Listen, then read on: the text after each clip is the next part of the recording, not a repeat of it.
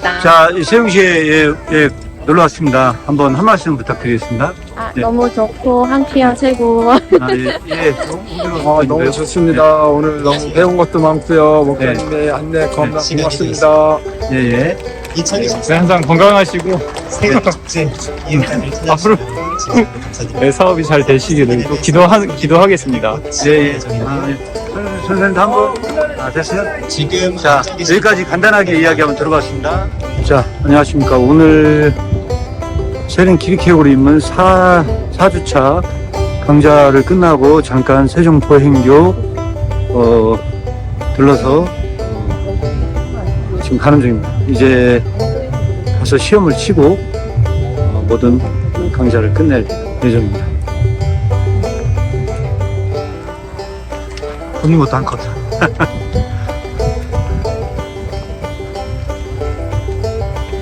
자, 보행교 갔다가 이제 돌아가는 길입니다. 네. 오늘 함께 해주신 분들 감사드립니다. 감사합니다. 자, 혹시 점수까지 다 매기셨으면요. 네. 그 평가 오늘 써서 내신 분들은 제가 그냥 하면 될 것 같고, 네. 한번 전반적으로 나누도록 하겠습니다. 제가 이제 옛날에 학생들 논술지도 한 경험이 있다 보니까, 사실 이 문제는 고려대학교에 놨던 논술 문제를 제가 바꿔서 출제합니다. 약간. 어려운 문제겠어. 네. 그래서 출제를 했는데, 물론 이제 거기서 나오는 내용하고 뭐 이런 전반적으로 다른데, 1번과 2번은 거기 나왔던 문제를 일부를 발췌해서 제가 넣었고요. 그래서 3번은 제 봉학교 권한받으라 내용을 넣고, 죽음의 의미의 차이를 서술해라. 이렇게 얘기를 했어요. 근데 이제 지금 대충 스킵하면서 이제 봤거든요. 봤는데, 논술 시험을 만약에 직접 친다 했을 때는요, 가급적이면은 그 의미를 비교 서술하는 쪽에만 포커스 맞춰서 쓰시면 가장 좋고요. 다른 뭐 영상을 받거나 내용을 받거나 그 안에 있는 내용들을 요약하거나 이런 내용들은 사실 별로 좀 도움은 안 됩니다, 원래는. 그래서 이제 그런 부분인데, 일단은 간단하게 혹시 쓰신 것도 있고 하시니까 제가 먼저 이야기를 하기 전에 먼저 한번 나누도록 하겠습니다. 소크라테스의 죽음과 일단 리크로고스의 죽음의 차이를 혹시 설명을 하실 수 있어요? 소크라테스는 자기 자신을 위해서 죽었고 리크로쿠스는 자기 나라를 위해서 죽었지 네. 않을까요? 문건 형제.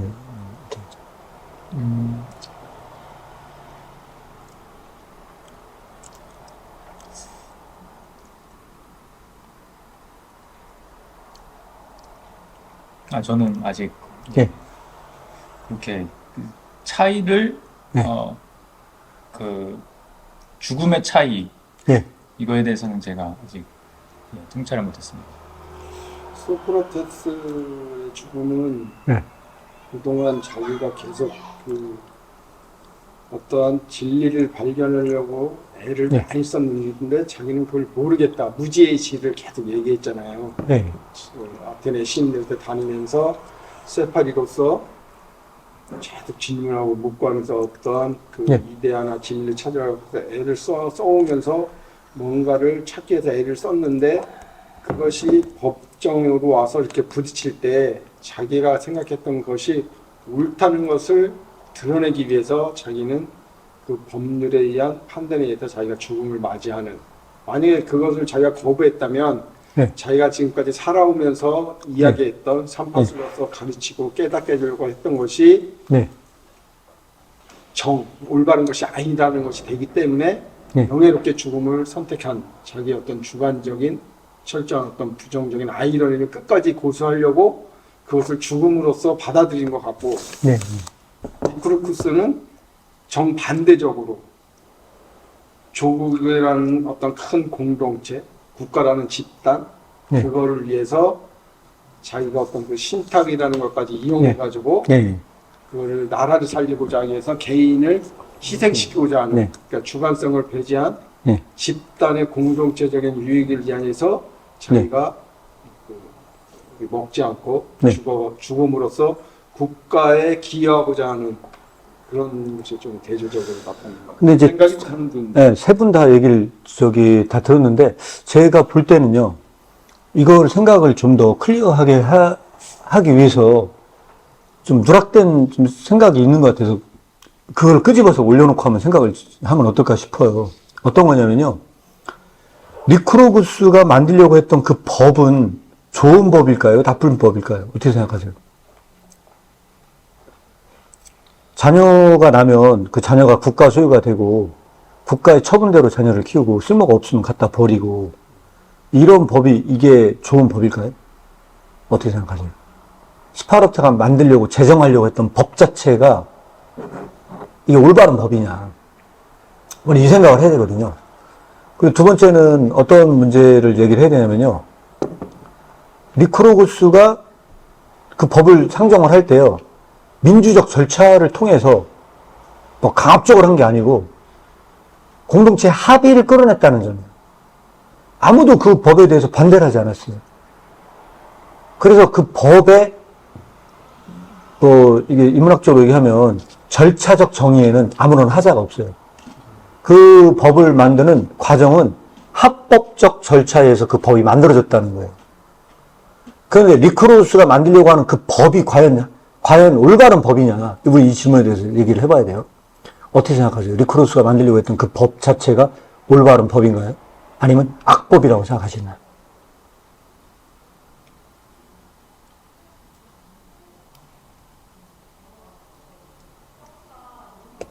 저는 네. 정말 솔직히 말씀드리면 네.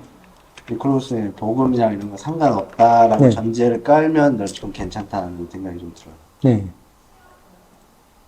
그러니까 오늘날의 현대의 인권, 네. 인권 운동에서 인간의 존엄성이라는 개념에서 파악했을 때 사람을 그렇게 수단화시키는 법, 국가의 이익이 되면은 살려두고 국가의 이익이 되지 않을 아이는 버리기를 제정하는 그 법 자체가 이게 진짜 올바른 법이냐 하는 부분의 잣대에서 말씀을 드리자면 리크로구스가 만든 법은 과연 이게 어떻게 생각하세요?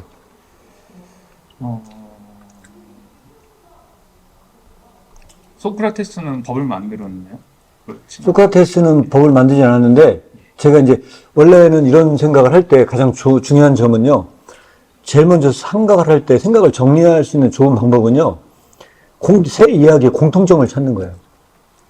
그 공통점을 찾는데 여기서 왜냐하면 공통점을 안 찾으면 그 다음 얘기가 전개를 할 수 없다 보니까, 그래서 저는 여러분들에게 어떤 거를 인식시키려고 했냐면요, 리크로구스나 소크라테스나 지금 순교자의 죽음에서 공통적으로 찾을 수 있는 저는 주제를 뭘로 뽑으려고 생각을 했냐면 악법에 대한 이야기를 좀 전하려고 했던 부분들이 있었어요. 아하. 왜 그러냐면 리크로구스가 만든 법 자체도 별로 좋은 법은 아니거든요. 이게 악법이거든요. 인간의 존엄을 해치는 법이란 말이에요.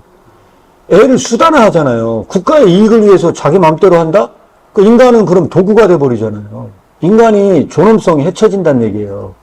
그런 면에서 우린 이거를 한번 리크로구스가 만든 법을 생각을 해볼 필요가 있다는 것을 말씀을 드리려고 하는 거고요. 소크라테스도 역시 지금 상대하고 있는 법은요, 그가 상대하는 법이 올바른 법이 아니란 말이에요. 악법이라는 거죠. 그래서 어떤 이런 논의나 이런 거를 할 때는요, 항상 그 중요한 점이 하나가 있어요. 우리가 논의하려고 하는 공통된 주제가 뭐가 있는지를 찾지 않으면 논의를 끌고 갈 수가 없는 문제가 있어요. 그런 점에서 쓰신 답안을 한번 생각을 해보시면 좋을 것 같아요. 만약 다른 이슈가 있다, 더 좋아요. 만약 이 말고 더 좋은 공통점을 할 수 있다, 그러면 뭐 완전 다른 각도에서 뭔가 그릴 수도 있겠죠. 근데 아니면 세 개를 융합시켜 논의를 할 수 없다 보니까 말씀을 드리는 거예요. 마지막으로 우리가 다루고자 하는 순교자의 죽음조차도 이 죽음이 무엇을 의미하는가를 생각을 해봐야 되거든요. 네? 그들은 진짜 법 앞에서 그걸 평정을 해서 죽인 거냐 하는 부분에 대해서 봤을 때 그렇진 않은 것 같거든요. 이게 합법적인 죽음이라기보다는 불법이거나 적어도 악법이거나지, 어떤 그 과정상의 그 죽음의 과정이 그쵸. 잘 죽었다, 맞는 죽음이다라고 말할 수는 없다는 거예요, 이게. 법에 의해 죽었네요. 네. 셋 다. 특히 예수님의 죽음은요, 합법적인 죽음이었어요. 그럼 그것도 예수님의 예수님을 죽인 법도 그것은 악법이지. 그게 올바른 법은 아니잖아요. 그러니까 만약 이전 점에서 생각했을 때 새 이야기의 기본적인 공통적 주제는 하나를 상정할 수 있다 해서 이거를 악법이라고 하는 키워드로 생각을 좁혀보자. 이렇게 생각을 한다는 거죠. 어떻게 생각하세요? 와, 완전 네. 몰랐어요. 그래서 죽음의 의미를 생각해보라는 이유가 이런 점에서 유시민 이야기나 아니면 이런 거에서 이런 걸 제대로 다루고 있는지에 대해서 한번 이야기를 해보자. 이런 논의를 말씀드리고 했던 부분들이 있었고요. 네. 그러면 1차 이제 딱 끝났습니다. 요게 계속 1차 여기까지 한번 정리를 한번 해보고 싶은 생각이 있었고요. 만약 이런 지점에서 봤을 때 그럼 생각을 좁혀보자 더. 그러면 이제 우리가 더 생각할 수 있는 게 막 혼란스러운 게 아니고 요 중점적 과제를 가지고 얘기를 해보자는 거예요. 그럼 여기에서 소크라테스의 죽음과 리크로우스의 죽음의 차이는 뭔지를 악법이라는 관점에서 한번 생각해보자는 거예요. 네. 어떻게 생각하십니까? 소크라테스는 이 여러 사람을 만족시킬 수가 없었어요. 네. 근데 이제 여러 사람이 만든 법에 의해서 죽을 수밖에 없었다. 네. 네. 근데 리쿠르고스는 그런 모든 사람이 만든 법을 만들기보다 자신만의 법을 만들었다. 이게 맞나요? 자신 혼자 만든 게 맞나요? 아니죠. 그건 아니에요. 그 이야기를 보시면요. 본인이 만든 게 아니에요. 여러 사람이 합의에 의해서 도출된 법이에요. 자, 여러분들이 이해를 돕기 위해서 하나를 더 말씀을 드리면 이래요. 히틀러 정권은요, 사람을 2차 세계대전 중에 유대인만 600만 명이 학살이 됐고, 2차 세계대전 중에 죽은 사람만 약 4천만 명이 죽었어요. 우리나라에 그냥 사람들 다 죽으면 돼요. 그게 히틀러가 만든 결과거든요. 그럼 히틀러는 올바른 정권일까요? 그런데 너무나 놀랍게도 역사적으로 히틀러는요, 불법적으로 대통령이 되지 않았어요. 히틀러 정권은요, 민주적 절차에 의해서 그는 당선됐어요. 그가 당선된 건 아무런 하자가 없어요. 그런데 그는 인류의 길이 남을 악행을 저질렀어요. 합법적인 과정에 의해서 그 정권이 생겼어요. 그럼에도 불구하고 그 정권이 잘못됐음을 말할 수 있냐는 문제와 같아요. 이건. 혹시 다른 의견 있으신 분 있어요? 악법이라는 관점에서 혹시 어떤 차이가 있는지를 분석을 하면 소크라테스의 죽음과 리크로우스의 죽음과 순교자의 죽음의 차이입니다.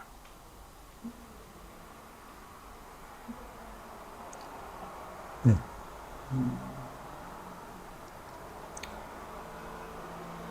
민주주의 오늘 이제 배운 거를 이제 저 자신 스스로 납득하자고 한다면 민주주의가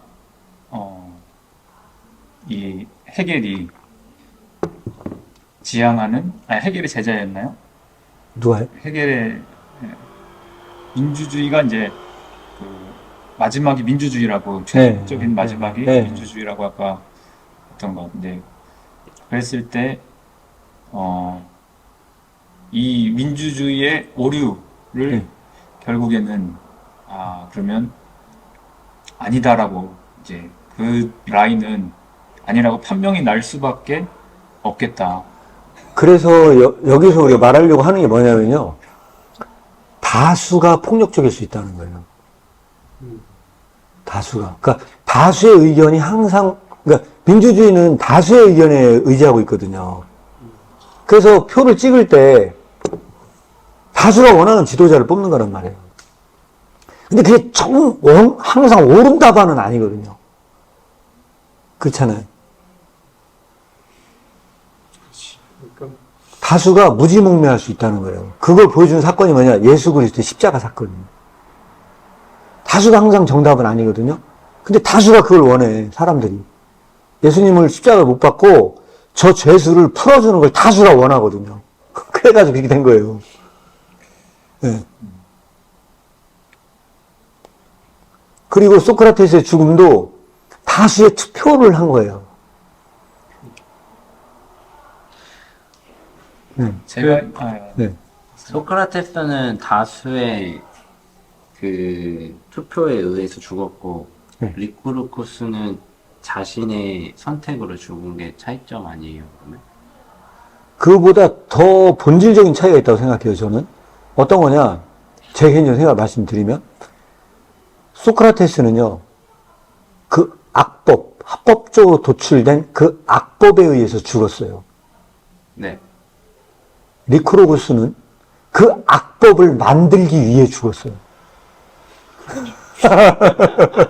그게 죽음의 의미예요. 법을 지키기 위해서 죽은 거 아니에요? 그렇죠. 그렇죠. 리쿠르쿠스는 악법을 지키기 위해서 죽었고요. 네. 소크라테스는 그 악법에 의해서 죽은 거죠. 네. 이해해. 그게 일단 그러니까 가장 클리어하게 설명을 한다면 그렇다고 생각을 하는 거죠. 악법을 만든 사람이 있고 그다음에 리쿠르고스는 악법을 만든 사람이죠. 만든 사람이에요? 리쿠르고스는 악법을 만들었잖아요. 그걸 보면은 악법을 만들고 나서 뭐냐면 그 악법이 안 변했으면 좋겠어.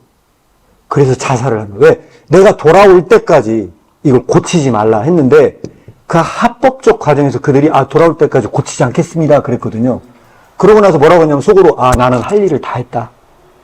나는 이제 여한이 없다. 나는 이 법을 제정을 했고 내가 돌아오지 않으면 이 법은 그대로 지켜. 고쳐지지 않을 거야. 그럼 내가 돌아가면 안 되겠네?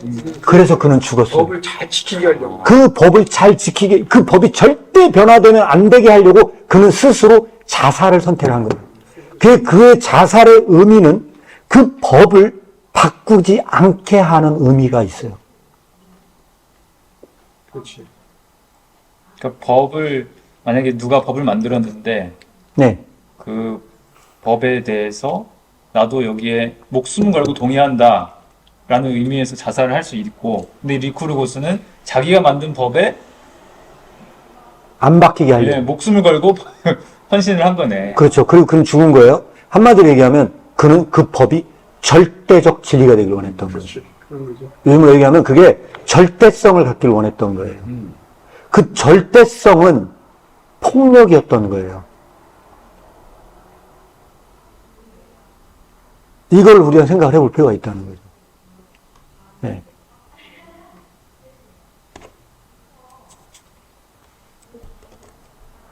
이런 점에서 소크라테스는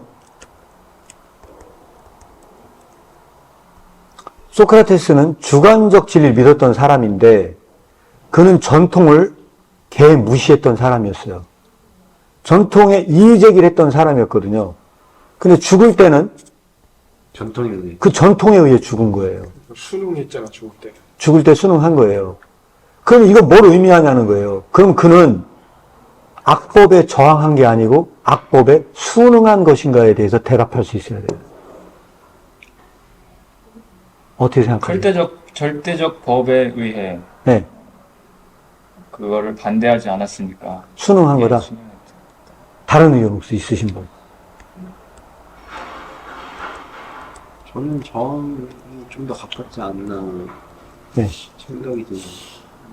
악법도 법이니까 죽어야지 뭐 법이 날 죽이라는데 뭐 하고 뭐.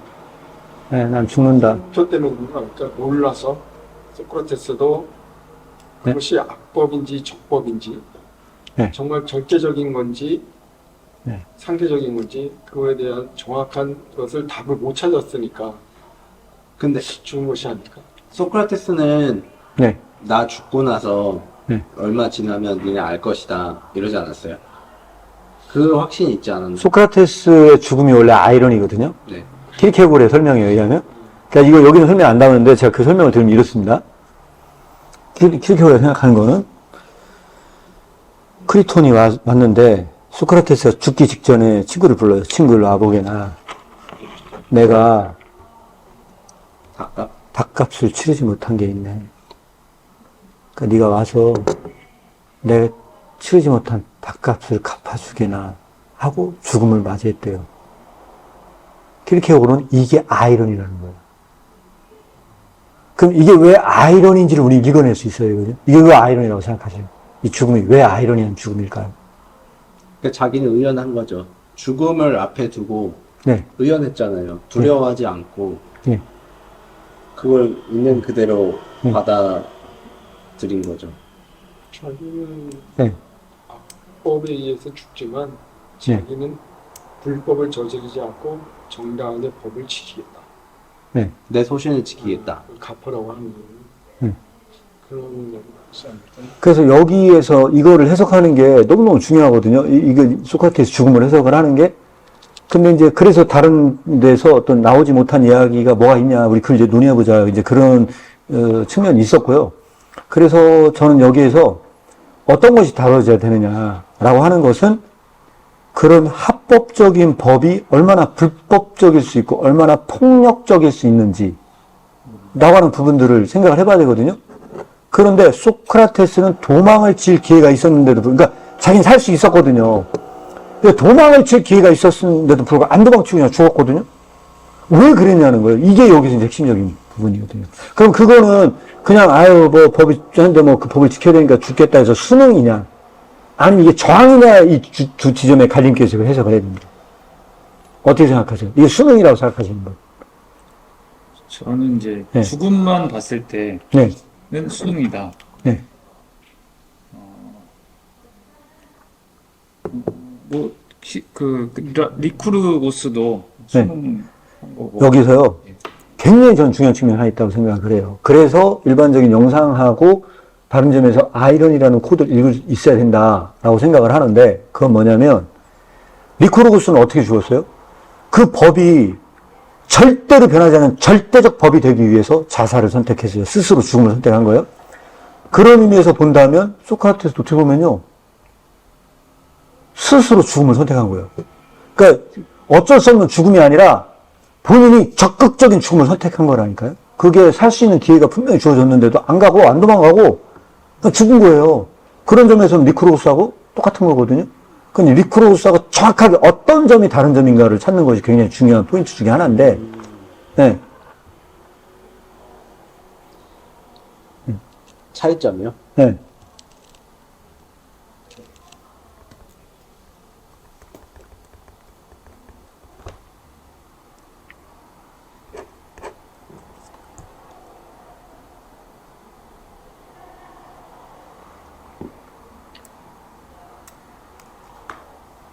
둘 다 법을 지키지 못했어요, 결국에. 아, 그건 아니고요. 그건 아니에요? 이 세상에서 사람들이 인류가 만들어낸 법은 절대적인 법률이 나올 수 없다는 걸 소크라테스가 알았기 때문에 비록 악법이지만 그걸 줄 수밖에 없다 이런 것이 있지 않을까? 그 소크라테스는 그 전통, 자기를 죽인 그 악법이 네. 절대 그 진리가 될 수 없다라는 것을 자기의 죽음을 통해서 증명하려고 했던 비슷한 것이 아닐까요? 비슷해요. 네, 저는 그래서 네. 제가 말씀드린 게 뭐냐면 소크라테스 죽음 뭘로 봐야 되느냐. 그가 죽음으로써 그 법이 얼마나 악한지 그렇지. 그 법이 얼마나 폭력적인지를 입증할 수 있어요. 내가 죽지 않고 도망을 치면 불가능해요, 그거. 내가 의연하게 이 죽음이 떳떳하라고 하는 거를 그것도 내가 죽기 싫은 거 어거지로 절 제발 살려주세요. 절 제발 살려주세요 하면서 그 진짜 안타까운 죽음을 죽으면 의연한 죽음이 그런 죽음이 아니잖아요. 그래서 소크라테스는 내 죽음이 얼마나 떳떳한 죽음인지를 나의 존재로 증명을 해야 돼. 예수님하고 비슷하네. 비슷하죠? 예수님하고. 비슷하잖아요. 순교자랑도 비슷해요. 그죠? 그래서 우리가 다음에 해야 될 이슈는 순교자의 죽음과 어떤 점이 다른가를 논해야 되는 거예요. 그래서 여기서 순교자의 죽음은 우리가 아직 논하지 않았는데, 리쿠르구스와 소크라테스의 죽음은 이런 점에서 다르다. 그 악법을 영원한 절대적 권력의 법이 되기 위해서 그는 죽음을 선택했다면, 소크라테스는 그런 절대적 권력을 누렸던 법이 얼마나 사악하고 폭력적인지를 입증하기 위해서 죽었다라고 한다면 그의 죽음은 저항이라는 거죠. 리쿠르구스하고 반대가 되는 건가요? 좀 반대가 되는 거죠. 소크라테스하고는 네. 반대가 되는 거예요. 네. 아무래도 삶을 봐도 이 이해가 됩니다. 그 죽음만 겉 표면에 이제 죽음만 봤을 때는 그냥 근데 같은 법에 왜 이게 해석이 맞다고 생각을 하냐면요. 소크라테스는 주관적 진리를 얘기하면서 전통이나 법을 훼손시켰던 사람이고 의문을 제기했던 사람이에요. 근데 그랬던 사람이 마지막 죽음에서 자기가 이의 제기했던 그 전통을 순응해서 죽지 뭐 할? 그건 분명히 아니라는 거예요. 그러니까 이건 다른 각도에서 해석이 돼야 된다는 거예요. 그래서. 네. 전혀 살아왔던 거랑 완전히 다르니까. 네, 그래서 이 부분에 대한 거는 저는 이게 이렇게 해석을 하는 것이 오히려 맞지 않나라고 하는 어떤 방향을 하나 제시를 한 거예요. 자, 그런 점에서 소크라테스의 죽음은 아이러니한 죽음이었다고 하는 게 뭐냐면 역설적으로 그는 밥값을 치르게나 하는 점에서 나는 이 죽음에 대해서 의연하다. 그래서 너희들에게 매달리지 않는다. 너희들은 아무 죄도 없는 나를 죽였고 진짜로 잘못한 건 너희들이다. 라고 하는 내용이 담겨져 있다는 거죠. 어떻게 생각하세요? 혹시 여기까지 질문. 죽음에 대해서 확신이 있었네요. 그렇죠. 자기가 죽음에 대한 확신이 있었고 또 하나 뭐냐면 이런 점에서 소크라테스는요. 영원한 생명, 죽음 후에 불멸이 있다는 걸 믿었다는 거예요. 그래서 그는 만약 그게 아니라면 그는 그렇게 죽음을 맞닥뜨려서 그렇게 의연할 수 없다는 거예요. 그 부분은 네. 리쿠르고스도 이 자살을 했을 때 그런 그럴 수도 있죠. 리쿠르구스도 뭔가 믿는 빽이 있는 거죠. 근데 어쨌든 그는 이 지상에서 말도 안 되는 법을 세우기 위해서 그는 떳떳한 죽음을 맞았어요. 자기는 옳은 일이었다고 생각한 거예요, 본인이. 인간의 어떤 그 일이라고 하는 게 얼마나 무지막지할 수 있는가를 우리는 알 수가 있죠. 이 대표적인 예로 우리는 뭐를 알 수 있느냐? 자살 폭탄 테러를 생각해 볼 수도 있죠. 그들도 죽음을 아무 중요 없이 가가지고 자살 폭탄 테러를 일으키거든요.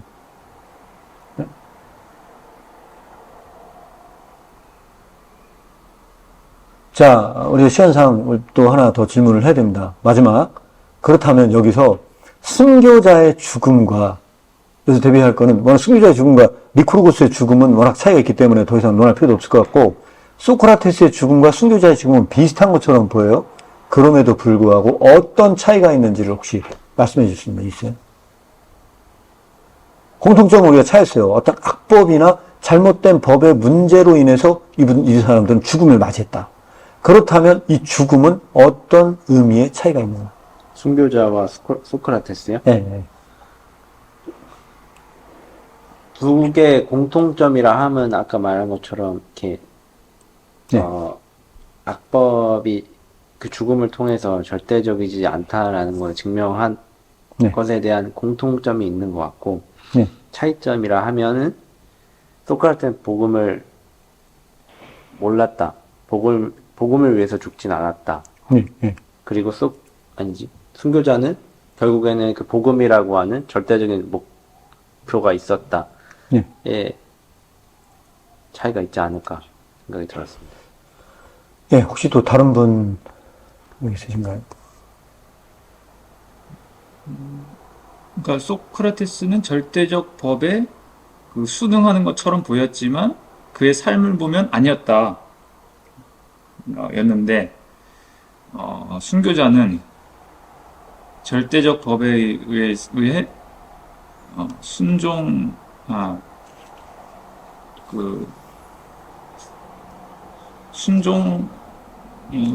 것처럼 살았고 그것에 순응했다. 저는 그렇게 해석이 되는데 겉과 속이 같았다. 네. 소크라테스는 아까 결국은 수능이 아니라 저항이라 그랬잖아요. 네. 너네들이 나를 죽이는 이 전통과 관습, 민주적인 법률 이런 것이 잘못됐다는 걸 내가 죽음으로써 아까 입증해 보이고 저항하겠다. 네. 이렇게 했는데 순교자는 자신을 죽이는 그런 사람들에 대한 거에 대해서 저항이나 이런 것을 뛰어넘는 것 같아요. 네. 그래서 오직 예수님처럼 자기를 죽이는 사람들한테 여기 요한 씨는 용서와 사랑이라고 하는 것 같더라고요. 네. 저들이 하는 일을 알지 못합니다. 용서해 주십시오. 이런 식으로 순교자도 수레반도 보면 그렇게 하는 걸로 봐서 그들이 하는 어떤 행태에 대해서 저항이나 네. 뭐 그들에 대해서 원망하거나 네. 그러면서 또 자기의 죽음을 어떻게 정당화하고자 하는 입증하려고 하는 그런 것보다는 네. 하나님의 자녀라는 하나님과의 관계 속에서 자기가 이렇게 죽음을 맞이하는 정말 그대로 순교자던 네. 그런 의미로서 죽음을 맞이한 것이 아닌가 그런 생각이 좀 들긴 합니다. 네. 저 추가적으로 네. 소크라테스는 어쨌든 자기 자신을 위해 죽었고 순교자는 복음을 위해 죽었다. 네. 이렇게 추가를 좀 되고 싶어요. 복음과 함께 고난을 받으를 한번 자세히 보십시오. 나중에 이제 7장 나눌 때 얘기를 하겠지만 지금 한 것보다 더 깊이 있는 이야기를 이제 킬케고는 해요. 사실은.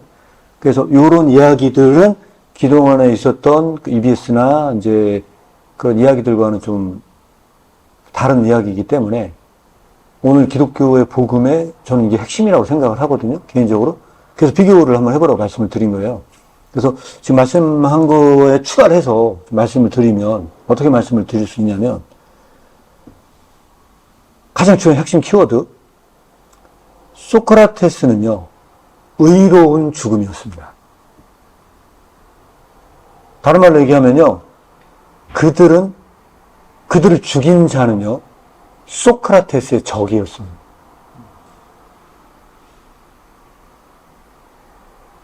근데 순교자의 죽음을 보잖아요. 순교자는요 저들을 사하여달라고 이야기를 해요. 저들을 사하달라고 이야기를 하거든요. 그 무슨 얘기냐? 그들을 순교자는요 자기를 돌로 치는 군중들을 사랑의 대상으로 생각해요. 이게 가장 근본적인 차이점이에요. 소크라테스에게는 사랑할 대상이 아니고 여전히 아직 적으로 남아있어요. 이거는 아직 폭력성이 제거되지 않은 상태로 읽혀져요. 근데 순교자는요, 가장 기본적인 것은 뭐냐면, 돌로 쳐서 죽이는 그들을 사하여 달라고 기도하면서 아무런 적개심을 품지 않아요. 이게 죽음의 차이, 의미의 차이고요. 그래서 기본적인 게. 그럼 여기서 그 다음에 불러오는 게 어떤 걸 불러오느냐? 여기서 불러오는 게 더 희한한 현상이 발생을 해요. 어떤 현상이 발생하냐면, 군중은요, 내가 해하고 학대하는 사람이요, 괴로워해야 굉장히 통쾌하거든요. 죽는 사람이 막 괴로워해서 죽어야 그냥 통쾌하거든요. 죽이는 맛이 있지. 그렇죠. 근데 중요한 건 뭐냐면, 그 순교자가요, 웃어요. 황당하겠네. 황당하죠. 쳐 맞으면서 웃어요. 이게 문제는 뭐냐면, 그리고 저를 사야되려면서 막 웃어요. 더 중요한 건 뭐냐면요, 적개심이 더 불타올라요. 이렇게도 웃네? 이게 말이 안 돼. 죽이는 사람이 열받겠는 거예요. 여기가 뭐냐면, 이게 말이 안 돼요. 그러니까 이거를 본 사람들은요, 더 큰 충격을 받아요. 인간이 저럴 수 있나? 저럴 수 있나? 하고 더 큰 충격을 받을 수 있어요. 그래서 그들이 막 분개를 해요. 이게 성서의 이야기거든요. 킬케고는 여기서 무슨 얘기를 하냐? 군중이 착각을 해서 그렇대요. 하나님이여 저들을 사하여 주소서라고 하는 대화는요, 군중들과 한 대화가 아니라는 거예요. 그는 그 정도로 순교자는 하나님 앞에 있었다는 거예요. 그 정도로 하나님 앞에 있었고, 그는 하나님과 대화하고 있었다는 거예요. 근데 군중은 자기들과 대화하는 것으로 착각하고 있었다는 거예요.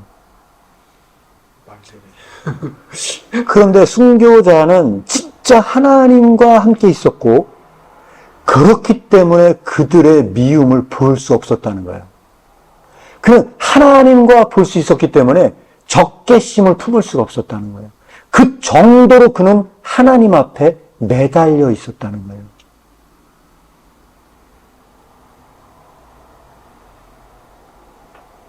그래서 순교자의 죽음은 의연한 죽음이 아니고 그들을 용서하는 그 죽음을 맞이했다는 거예요. 이게 소크라테스적 죽음과 순교자의 죽음의 그 차이라고 생각을 해요. 어떻게 생각하시겠죠? 아이러니에는 네. 의도가 들어가고 네. 이것을 올바로 사용할 수도 있고 네. 악하게 사용할 수도 있고 네. 그런 거네요. 아이러니는요, 완벽한 툴은 아니에요. 그러니까 킬케고르가 아이러니는 뭐라고 얘기를 했냐면, 아이러니는요, 심리적 단계와 윤리적 단계의 경계선상에 놓인 게 아이러니라고 얘기했고요. 여기서 윤리적인 것과 종교적인 것 사이 경계에 있는 것은 유머라고 이야기를 했어요. 그러니까 킬케고르에게서 문학적 툴 중에서 더 고차원적인 툴은 뭐냐면 유머예요. 유머와 아이러니는 어떻게 다른 거예요? 아이러니는 제가 처음에 설명했다시피 어떤 상황적 모순이 담겨져 있다 그러면 그건 아이러니로 보여야 되고요. 유머는 뭘 얘기하는 거예요? 유머 좀 더 한국말로 표현하면 약간 개그를 말하는 풍자 해학으로 아니요, 그런 것도 아니고요. 킬케고르 안에서요, 진짜 그대로 웃겨요. 그래서 웃는 거예요. 개그를 말하는 거예요? 아니, 코미디? 근데 제가 말씀 이거 드리면 알 거예요. 새와 백합역의 배우라에 뭐가 나오냐면 이런 얘기가 거의 유머에 대한 얘기가 나와요. 킬케고르 유머에 대한 이야기 일기에도 써 있거든요. 근데 킬케고르가 거기서 무슨 얘기를 하냐면 재미난 얘기 하거든요. 그 동화책에 나올 법한 이야기 있잖아요. 그 왕관초하고 백합 이야기를 해요. 백합이 저 산속에 홀로 꽃을 피우고 있어요. 너무 외롭잖아요, 얘가. 근데 외롭게 홀로 피면서 거기에 수많은 뭐 찔레꽃이며 뭐며 막 가시덤불이며 이런 거 친구 삼아 지내는데 단 한 번도 그 백합이 불행하거나 슬프다는 생각을 하지 않았어요. 그는 늘 해피했어요. 어느 날 개구쟁이 새가 와가지고 또 참 불쌍하다. 저쪽에 왕관초가 피어있는 어마어마한 백합의 밭이 있다. 거기에는 수많은 백합들이 아름다움을 뽐내고 있는데 너 혼자 여기서 뭐 하는 짓이냐. 그래서 킬케고르가 얘기하는 이 새는요, 세속적인 새로 비교의 지식을 물어다주는 장난꾸러기예요. 이 새가 계속 와서 친구 삼아서 그런 얘기를 해주니까 어느 날 갑자기 자기가 불행해지기 시작을 하는 거예요. 나도 그쪽에 가서 살면 얼마나 좋을까. 근데 나는 이곳에 홀로 피어서 거기를 갈 수도 없고 하면서 절망적 상태에 빠져. 그전까지 행복했거든요. 하필 저 새가 오는 바람에 저 새 때문에 이런 일이 벌어졌어. 그러니까 어느 날 새가 제안을 하는 거예요. 야, 너 내가 도와줄 테니까 그쪽 갈래? 만약 네가 간다고 하면 내가 네 뿌리를 다 쪼아가지고 너를 물어다가 그쪽에 심어줄게 라고 얘기를 해요. 그러니까 그 백합이 그렇게 하다가 그러면 네가 한번 해보라고. 그러니까 그 새가 새벽에 온대요. 그 새벽에 일찍 와가지고 새가 뿌리를 막 쪼아요. 그래가지고 탁 물어다 갔거든요. 근데 아무리 가도 왜 안 나오는 거예요. 그러니까 백합이 나 너무 힘들다고 시들어간다고 언제쯤 좀만 참으라고 곧 나타날 거라고 날아가다가 그 백합이 죽었다는 거예요. 비극적인 이야기거든요. 자, 여기서 킬케고르가 이런 질문을 던져요. 이런 백합이 있다고 진짜로 인간 세계에 가서 얘기를 해보라는 거예요. 이런 백합이 진짜 있다 하면 얘기해보라는 거예요. 자, 그럼 사람들 반응이 어떠냐? 웃는다는 거예요. 자, 여기서 유머가 나와요. 다른 게 아니야. 지금 제가 이걸 가지고, 진짜 만약에 이걸 가지고요, 가서 얘기를 해보라는 거예요. 나가서. 나서 뭐라고 하냐? 이런 백합이 진짜로 있다. 집에 봤다, 이 백합을. 세상에. 그러다 죽었다. 하잖아요. 까깔 때 웃는다는 거예요. 장난하냐, 너? 그런 백합이 나 어딨어. 말도 안 되는 소리 하고, 나 임마. 그래서 웃는다는 거예요. 웃는다는 거예요. 이게 킬케고가 말하는 유머예요, 유머. 근데 여기 왜 복음이 들어있다고 얘기를 하느냐. 자, 여기, 이게 지금부터 중요한 거예요. 지금부터 이 해석이 중요한 거예요. 웃고 끝나는 사람은요, 복음을 만날 수 없다는 거예요. 그래서 킬케고가 말하는 뭐냐, 농담 속에 진지함이 있다는 거예요. 이 웃고 있는 농담 속에 들어있는 진지함이 존재하는데, 이 진지함을 만난 자만 복음에서 변화가 일어난다는 거예요. 그래서 킬케고는 여기서 이런 얘기를 해요. 무슨 얘기를 하냐. 너 웃었지? 너 지금 웃었지? 그런데 인간 세계에서는 정말로 이런 일이 일어나. 너 지금 백합에게서는 그런 일이 아니다. 깔깔대 웃었지? 그리고 그게 바로 너라면 너는 울지 않을 수 없을 거야. 그게 바로 너라면. 너 지금 웃었지? 너는 울 거야. 이 이야기 속에서 우는 자에게 복이 있을지라. 이걸 만난 자만 복음을 접한다. 이게 아이러니가 아니고 유머가 하는 역할이에요. 좀 이해가세요?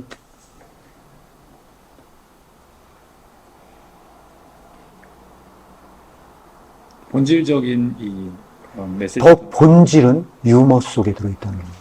아이러니가 아니고.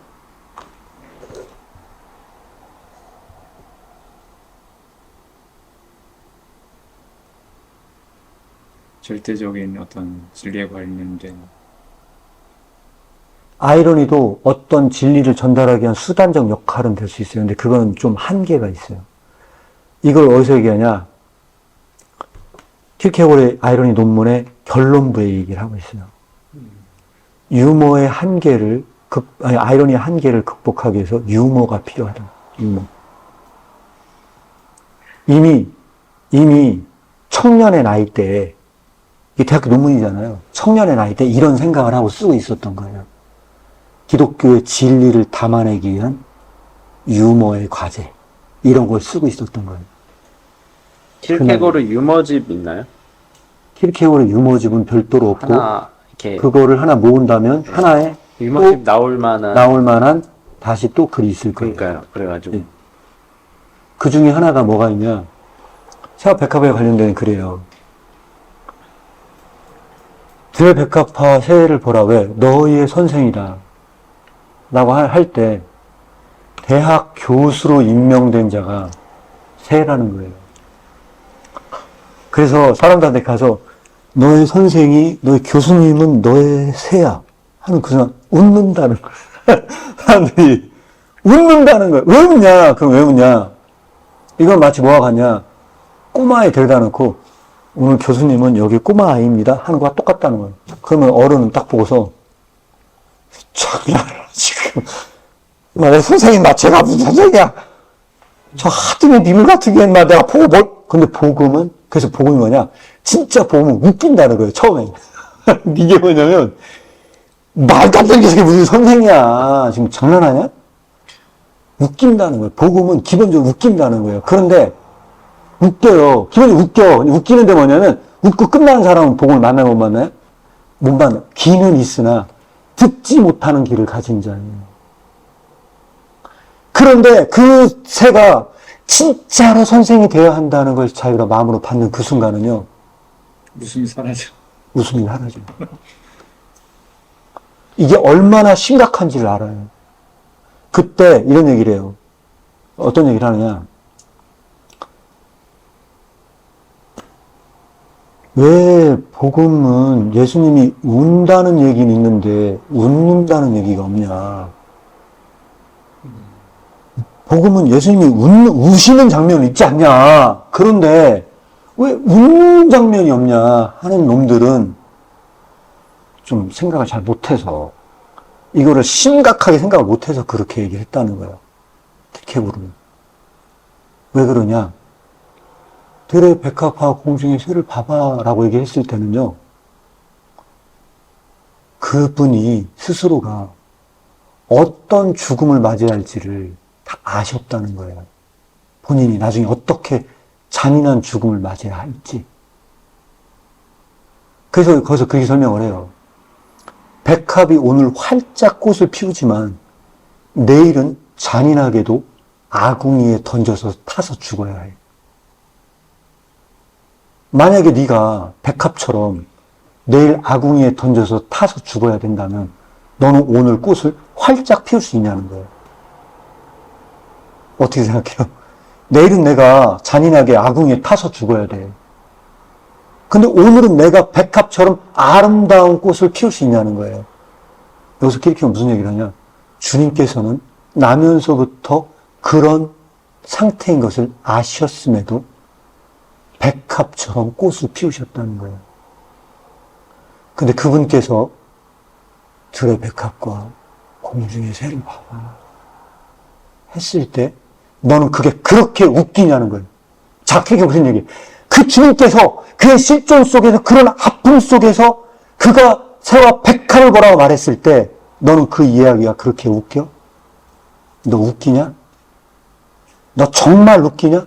라고 얘기했을 때 그 웃음 속에 들어있는 그 진지함을 발견한 자만 복음의 변화가 일어난다고 얘기해요. 이게 유머예요. 유머. 그냥 유머를 얘기한 게 아니고 이게 아이러니가 담당 못한 복음의 진수를 유머가 전달해 줍니다.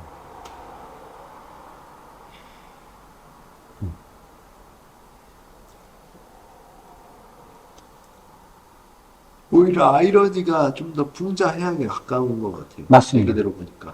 아이러니는요, 교만일 수 있어요. 네. 낭만주의적 아이러니자들은요, 다 교만이에요. 왜? 자기는 그 지적 위에 있는, 지적으로 지식 있다는 자들을 그런 식으로 다 까고 있거든요. 가진 자들을 아무것도 없으면서 까고 있거든요. 우월성이거든요. 그들은 그걸 즐기고 있거든요. 만약 이런 식의 아이러니의 활용이다, 킬케고르는 정반대. 절대 그런 아이러니의 활용은 잘못됐다고 얘기를 하는 거예요. 기독교 아이러니는 그런 데 있지 않습니다. 그러니까 아이러니가 끝 단계가 아니고 결국 유머 단계, 네. 유머의 네. 그 유머를 듣고 해석할 수 있는 단계까지 바톤 가야 네. 복음을 지금 이게요, 네. 일종의 이어달리기에서 바톤 터치를 하고 있는 거예요. 아이러니가 전달해진 걸 탁 잡은 게 유머예요. 유머가 딱 잡은 게 진짜 복음이 들고 이제 가는 거예요, 이제. 약간 이제 그런 형태로 지금 이게 진행이 되고 있고요. 이런 문학적 장치를 가지고 생각을 했다는 것도 대단한 거라고 생각을 하거든요. 복음에는 거의 그러면 키르케고르가 생각하는 아이러니 유머가 그냥 완전히 다 널렸죠. 막 널린 게 있거든요. 그러니까 그런 점에서 이거를 무지하다는 거죠. 그래서 제가 말씀드린 게 그거잖아요. 이거 배우고 나서 발견할 수 있는, 난 반응 안 보인다고. 그러면 공부 다시 해야 된다는 거죠. 생각하고 성경에 그래서 손가락으로 딱 보다 보면 배우는 게 다 있다는 거죠. 읽으면서 그거를 얼마든지 생각하고 공부하면서 캐치해낼 수가 있겠네. 네, 맞습니다. 네. 킬케고르 더 살았으면 유머집을 좀 냈을 수도 있겠다. 그 성경을 읽으면서 그걸 발견하는 게 이걸 공부하는 숙제일 수도 있겠네요. 그래서 이게 제가 말씀드린 이런 모든 이야기들이요, 곳곳에 다 숨어 있어요. 굉장히 많은 한두 가지가 아니에요. 많은 것 같아 제가 보니까 지금 네. 보니까. 그래서 이런 작품을 제가 이걸 하는 이유가 뭐냐면 직접 원전을 읽으면서 그걸 찾아내라는 거예요. 제가 다 해줄 수가 없으니까 읽으시면서 그런 부분들을 이게 제가 복음학교 공학과 일부를 지금 발췌해가지고 지금 설명을 해드린 거잖아요. 이거 만약 이렇게 설명 안 하잖아요? 제가 볼 때 그냥 다 넘어가요. 거기 지금 얘기한다고 가서 보세요. 이렇게 읽혀지나? 그러니까 이렇게 얘기를 하다 보니까 더 할 얘기가 많은데, 아, 이게 그렇게 많은 의미가 있었구나. 이런 걸 도출하려고 하는 거예요. 그게 놀랍네요. 그 네. 새가 교수다. 네. 이거 이제 그 해설한 거 아니야, 자기가. 그렇죠. 성경을. 성경은 새를 교수로 임명했다는 거예요. 야, 새를 교수로 임명했을 때 너 어떨 것 같아? 장난하냐? 너 지금 나 지금 장난해? 야, 너 새가 인마 내 교수야? 웃어요. 일단 웃어요. 근데 넘어가잖아요? 그 사람 복음 못 만난다는 거예요. 그 사람은 복음 못 만나요. 새, 백합 이렇게 다 교수. 그런데 이 새는요, 그렇게 특징이 있어요. 이 새는요, 변함이 없는 우리의 스승이라는 거예요. 인간의 교수는 마음도 변하고, 말 안 들으면 한 대 때리고 막 그래요. 이 새는요, 단 한 번도 변하지 않는다고 인간을 책망하지 않아요. 순전한 설득이에요. 내가 말씀으로 돌아올 때까지 들의 백합화와 공중의 새를 보라고 할 때 그가 다시 복음을 만날 때까지 단 한 번도 책망하지 않는 주님께서 임명한 교수님이에요. 근데 그때 웃음이 탁 터져나와. 말이 되지 마! 그렇게 하는 그 순간 걔는 복음 못 만나. 이렇게 걸어가지고 이 말을 진지하게 했으면 좀 웃겼을 텐데. 더 중요한 뭐냐면요. 그런 예수님의 상태를 진짜 알았으면요. 그분이 왜 새와 백합을 말했는가를 그 진중한 의미를 알면요. 울지 않을 수 없다는 거예요. 왜냐하면 니들이 나를 제시하면 날 따라갈 사람이 없어. 니들 나를 보고 울려면 절망할 거야. 내가 가는 길이 쉽지가 않아. 그래서 너희들의 어려움을 좀 도와주고 싶어서 너희보다 못한 존재를 모델로 제시해. 새처럼만 살아봐. 그럼 넌 크리스천이야. 했을 때 그게 복음의 관대함이라는 거야. 복음은 1.1획도 변화되면 안 돼. 예수님의 제자도의 모델은 안 바뀌어요. 그런데 수준을 낮춰줬어요, 주님께서. 왜? 너희들이 너무 힘들까봐. 너희들이 너무 힘들까봐 내가 새와 백합을 제시해. 근데 그렇게 웃겨? 이런 얘기야, 이게. 그 배려를. 그 배려라는 거예요. 어마어마한 인간을 향한 배려. 새하고 백합한테 배우기 도 힘들 것 같은데. 네. 진지하게 막 그렇게 얘기했으면 아마 네. 역대급으로 빵 터졌지 않을까. 그래서 이런 논의가 여기에 있다. 그래서 전반적으로 죽음의 의미는 이 정도 고찰을 하도록 하겠고요. 마지막 하나는 좀 짧아요. 그냥 음악 듣고 뭐 내용도 없어요, 사실은. 그래서 뭐 쓸 것밖에 없는 상황이기 때문에 이제 했는데 오늘 사실 제가 수업을 진행을 하면서 좀 힌트를 좀 알려드리고 해서 할 수 있었는데 그래도 한번 여러분들이 생각하는 그 아이러니의 개념이나 이런 걸 한번 생각해 주시면 감사하겠습니다. 저것도 배터리가 나왔나 확인을 해보겠습니다. 녹화는 됐겠죠? 지금 한번 이번에 남는 거 아니야? 58분. 오. 58분 됐고요. 조금 더 진행하고 한 10분, 15분 정도 진행하고 마무리하도록 하겠습니다, 오늘은. 네. 자, 혹시 마지막으로 이거 혹시 내 말로 한번 정리해서 말씀을 하시고 싶은 분 있으시면 말씀해 주시면 감사하겠습니다. 음악.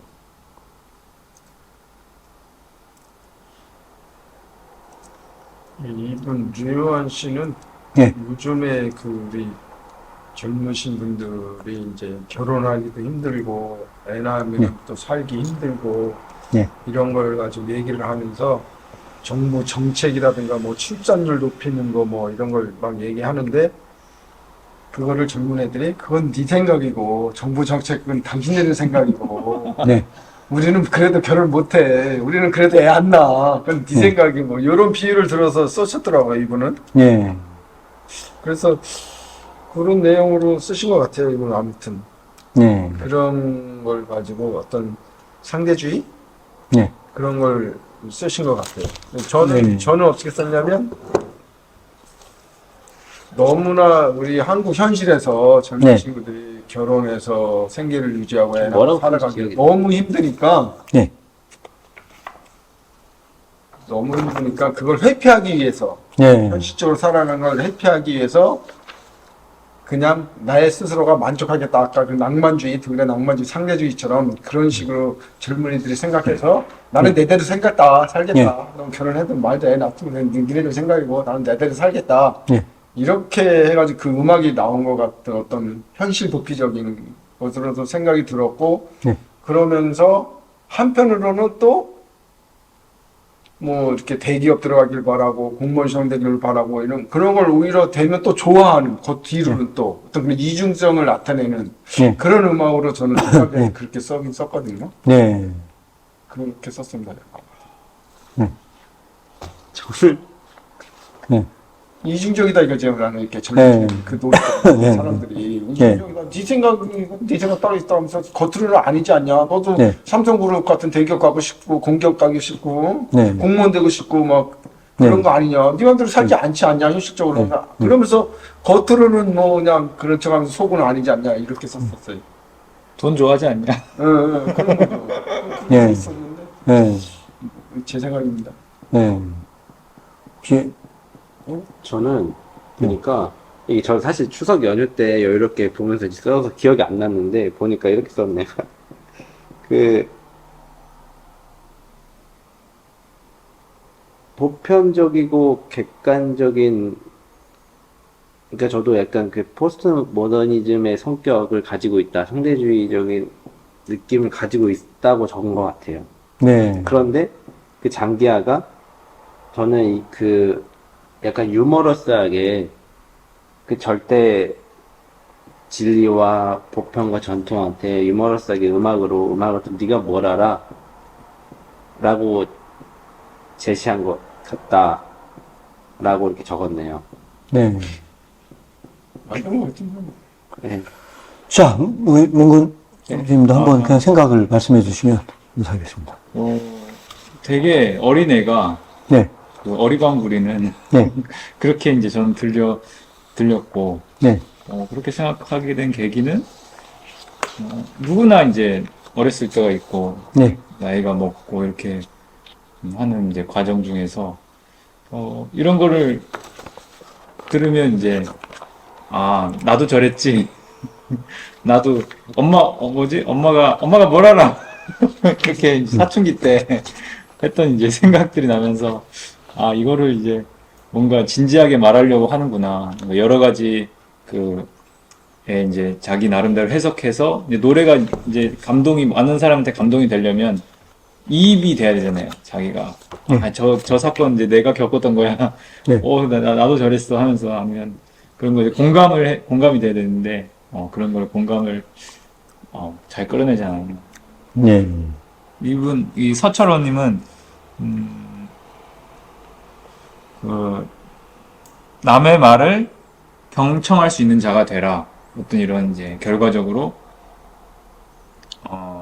그건 네 생각이고 라는 말이 이제 이 남의 생각을 듣지 않겠다.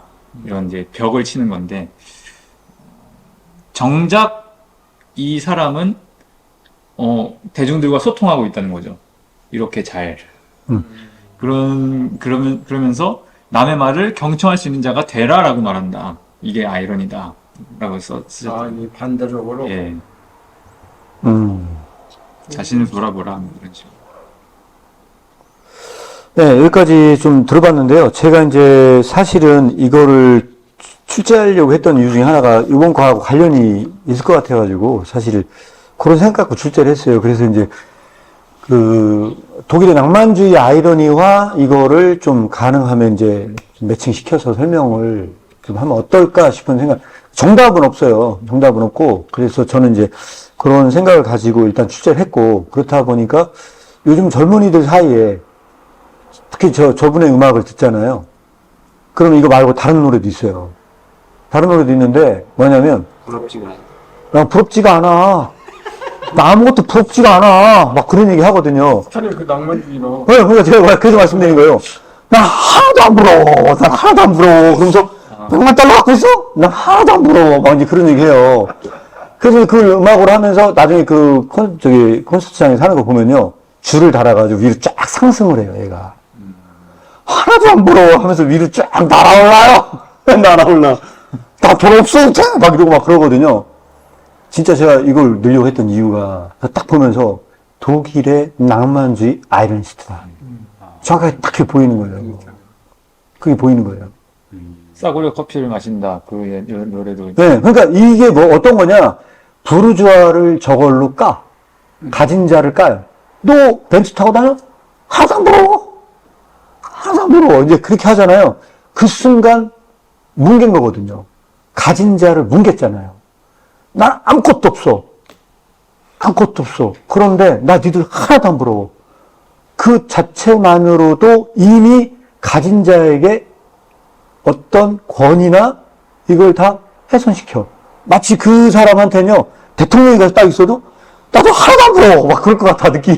그래가지고 뭔가 그게 주관적 삶인 것 같고 이게 주체적인 삶인 것 같아. 그래서 대중들이 왜 열광하냐?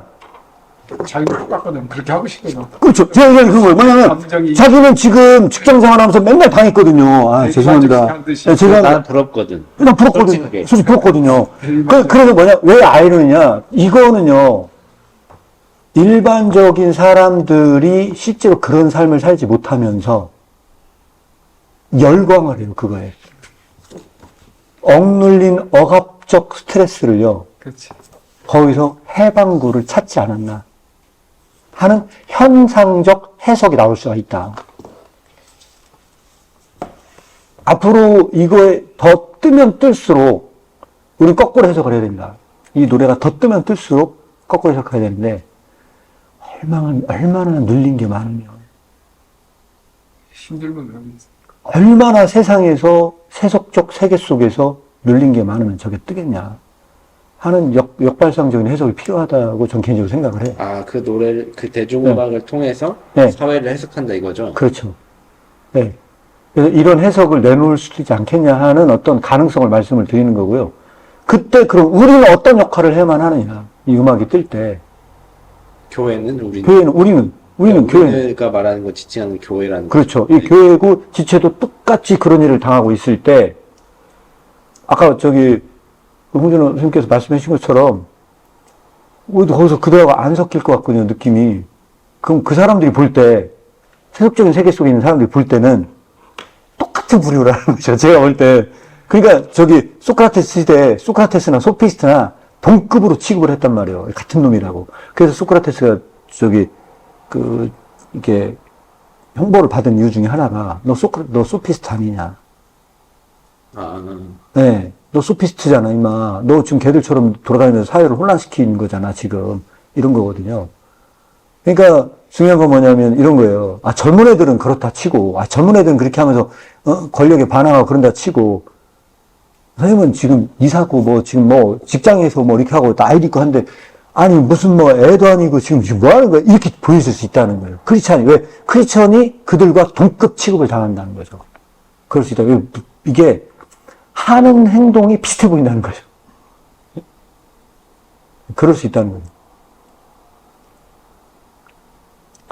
그래서 이제 마지막으로 하나 더 나누자면요. 만약에 이런 분석이 끝났다면, 얘들은 낭만주의 아이러니스트 아니냐 하는 부분에서 어느 정도 동의가 된다면, 이게 오늘날 살아가는 크리스천의 삶과 어떤 지점에서 달라야 하고, 그리고 우리가 그들을 전도한다면, 어떤 점에서 얘들을 이끌어야 되느냐, 이런 문제가 사실 남아있는 부분들이 있기 때문에. 장기야 같은 사람들이요? 장기 같은 사람들이 또 있다는 거죠. 아, 답이 없습니다. 답이 없는 거죠. 어떻게 보면은. 자기 멋대로 살아가거든요. 그리고 그냥 희한한 멋에 사로잡혀가지고, 난 아무도 부럽지 않아! 이러면서 이제 살아가면, 이런 사람 어떻게 할 거냐. 더 골치덩어리일 수 있는데, 이런 문제가 있고요. 그리고 대부분의 젊은 애들이 저런 노래에 열광을 해요. 그런 것 같은. 네, 열광을 하고요. 또 그렇게 살아가려고 해요. 진짜로. 근데 크리스천적인 삶은 아니거든요. 이 사람들은 또 어떻게 안내할 건지. 근데 교회를 다니는 20대 중우리 애들도 보면 네. 신앙생활을 같이 하고 이렇게 해도 네. 그렇게 장기야 그 노래처럼 그런 생각들을 거의 가지고 있더라고요. 교회를 다니는 크리스찬인데도 네. 그게 좀 더 문제가 아닐까 싶어요. 좀 달라야 되는데 다른 점이 거의 없어 비슷해. 교회를 다니도. 네. 다시 깨우쳐줘야 되는데. 네. 그러니까 이 크리스찬의 길은 어떻게 보면 제3의 길인데요. 전통적인 관점으로 가는 길도 아니고, 이런 낭만주의적인 길도 아닌 어떤 제3의 대안을 제시한 거거든 말이에요. 근데 이거는 더 얼토당타는 부분들이 좀 있어요. 세속적인 관점에서 보자면 이제 그런 부분들이 있거든요. 근데 이거는 진짜 제가 볼 때 복음으로 무장되지 않으면 이건 이제 갈 수 없는 길인 것 같아요. 그래서 뭐 일단 의문만 제기하고 여기까지 시험 문제도 한번 나눠봤습니다. 혹시 마지막으로 또 한번 질문 더 있으면 나누고요. 아니면 이제 마무리하도록 하겠습니다. 제가 그 오늘 이제 네. 죽음과 소크라테스의 죽음과 네. 리쿠르고스의 죽음의 이제 차이점이 어떻게 차이가 나느냐 그 네. 질문에 제가 대답을 못했거든요. 네. 저는 이제 이 죽음 자체에 대해서 왜냐면 제목부터가 누구의 죽음, 누구의 죽음, 누구의 죽음. 네. 그래서 저는 생각한 거를 죽음 결국에는 죽음은 아무것도 별로 아무것도 아닌데 그의 삶이 어떻게 살았느냐 이것이 이제 결국엔 그의 죽음을 정의한다라고 네. 말할 수 있기 때문에 우리가 어떻게 사느냐 이것에 대한 저는 이제 문제라고 당연하게 이것을 사실 제가 이제 솔직하게 말하면 저는 이것에 관심이 있고 네, 다른 사람은 모르겠어요. 근데 일단은 저 성경에 따르면 다 누구나 관심이 있다라고 생각을 하기 때문에 그 부분에 대해서 질문을 만약에 하신다면 네. 네, 저는 그 부분을 준비했다라고 네. 할 수 있을 것 같습니다. 그런 점에서 봤을 때 기독교는 어떻게 사느냐 하는 건요, 어떻게 죽느냐와 관계하는 것 같아요. 그렇습니까? 네, 왜냐면 자기 부정이라고 하는 건 날마다 죽는 거거든요. 날마다 죽음으로써만 크리스천은 살아요. 이게 굉장히, 어떻게 보면은 그 가운데 저는 영적 경건이라고 하는 건 날마다 쌓여가는 날마다의 훈련인 것처럼 보여져요. 네.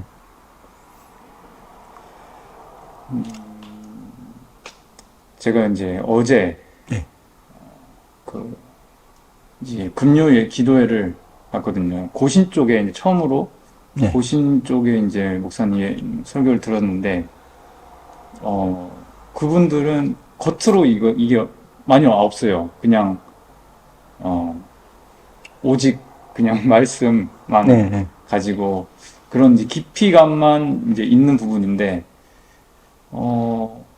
장점이 있더라고요. 네. 많이 이런 그 말씀이 되게 겸손하게 뭐라고 해야 되지? 그냥 담담하게 전하는데 이제 그게 이제 감동이 됐어요. 그걸로 이제 제가 1번 질문에 대한 답을 네. 제시를 하려고 도대체 사는 게 뭐냐 뭐 했을 때 시편 23편 6구절밖에 안 되는데 네. 저에게는 큰 울림이 되고 도전이 돼서 읽고 그냥 제 나름대로 해석을 하는 걸로 제가 대체를 하려고 했거든요. 네. 그래서 뭐 제가 메일로 혹시 보내드려야 되나요? 그냥 아니면 지금 그냥 말로만 하면 그냥 예. 뭐 한번 정리해 주시면 좋을 것 같기도 하고, 예, 왜냐면 이제 제출을 해 주시면 이제 요거를 좀 저도 참고하려고 생각 중에 있어 가지고. 시편 23편이거든요. 네, 네. 시편 23편. 뭐 특별히 이제 이 저자에 대한 얘기는 아니고 그냥 하나님 말씀 그대로 받아들일 때 그러니까 뭐 그 목사님이 그냥 설교를 읽어주면 그냥 그것에 뭐 누가 썼느냐 어떤 이런 건 상관없고 그냥 하나님 말씀으로만 받아들일 때 여호와는 나의 목자시니 내게 부족함이 없으리로다. 그가 나를 푸른 풀밭에 누이시며 쉴만한 물가로 인도하시는도다. 내 영혼을 소생시키시고 자기 이름을 위하여 의의 길로 인도하시는도다. 내가 사망의 음침한 골짜기로 다닐지라도 해를 두려워하지 않을 것은 주께서 나와 함께 하심이라. 주의 지팡이와 막대기가 나를 안위하시나이다. 주께서 내 원수의 목전에서 내게 상을 차려주시고 기름을 내 머리에 부으셨으니 내 잔이 넘치나이다. 내 평생의 선하심과 인자하심이 반드시 나를 따르리니 내가 여호와의 집에 영원히 살리로다. 좀 짧은 건데 제가 이제 해야 될 일은 이걸 해설하는 일인 것 같아요. 네. 제가 감동을 받았기 때문에 네. 이것을 유머로 제가 설명해야 할 의무를 지금 현재 이제 가지게 됐는데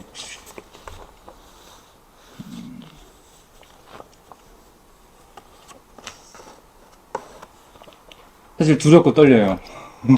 이 말씀 앞에 선다는 게. 여호와는 나의 목자신이라고 했을 때 이게 하나님이잖아요. 여호와 하나님. 뭐 예수님을 의미하는 나는 뭐 그런 얘기도 아니고 하나님이 나의 목자시다. 그가 나를 푸른 풀밭에 누이시며 이제 저는 여호와 나의 목자부터가 사실 하나님이 나를 예정하셨다라는 왜냐면 이제 마지막 6절을 보면 내 평생의 선하심과 하면 이제 나의 시작을 물론 육체가 있기 전이죠. 아마 에베소서의 말씀을 아실 겁니다. 그래서 여호와 나의 목자시니 내게 부족함이 없으리로다. 그런 이제 예정을 아마 계속 그렇게 읽혀졌어요. 그가 나를 푸른 풀밭에 누이시며 쉴만한 물가로 인도하시는도다. 저는 여기서 성령 세례 저는 이제 창세기 2장에 그 비가 내렸을 때, 그 안개가 내렸을 때, 어떤 이제 사람이 창조되기 전에 어떤 하나님께서 행하신 일들, 그거가 생각났고, 이게 다 이제 하나님에 대한 얘기니까, 내 영혼을 소생시키시고 자기 이름을 위하여 의의 길로 인도하시는구나. 저는 이게 이제 인치심, 성령님의 인치심. 내 영혼을 소생시키시고 자기 이름을 위하여 의의 길로 인도하시는구나. 그 다음에 내가 사망의 음침한 골짜기로 다닐지라도 요거는 이제 사람이 창조되기 전에도 악이 있었다는 거죠. 사망의 음침한 골짜기로 내가 사망의 음침한 골짜기로 다닐지라도 해를 두려워하지 않을 것은 주께서 나와 함께 하십니다. 주의 지팡이와 막대기가 나를 안위하시나이다. 어떤 악의 한계를 얘기하는 거고, 주께서 내 원수의 목전에서 내게 상을 차려주시고 기름을 내 머리에 부으셨으니 내 잔이 넘치나이다. 이건 뭐 정말 결과까지 예상되는 어떤 내가 천국으로 간다. 6절이 이제 여기에 쐐기를 박죠. 내 평생의 선하심과 인자하심이 반드시 나를 따르리니 내가 여호와의 집에서 영원히 살리로다. 네, 요거는 그냥 육체를 포함한 그런 결말까지 다 계획하시고 싶다라는 거를. 네. 예. 그러면 일단 여기까지 하고요. 오늘은 이걸로 좀 마무리 하도록 하겠습니다. 제가 그래도 마무리 기도하고 오늘 모든 순서 마무리 하겠습니다. 다 주시고요.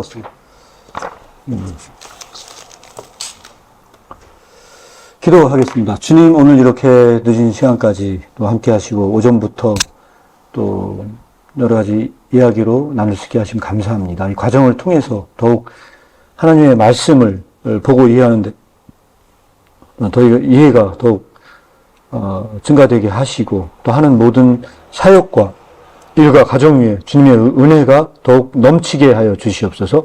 돌아가는 발걸음도 안전 운행하게 하여 주시옵소서. 예수님의 이름으로 기도합니다. 아멘. 네, 시간까지 감사합니다.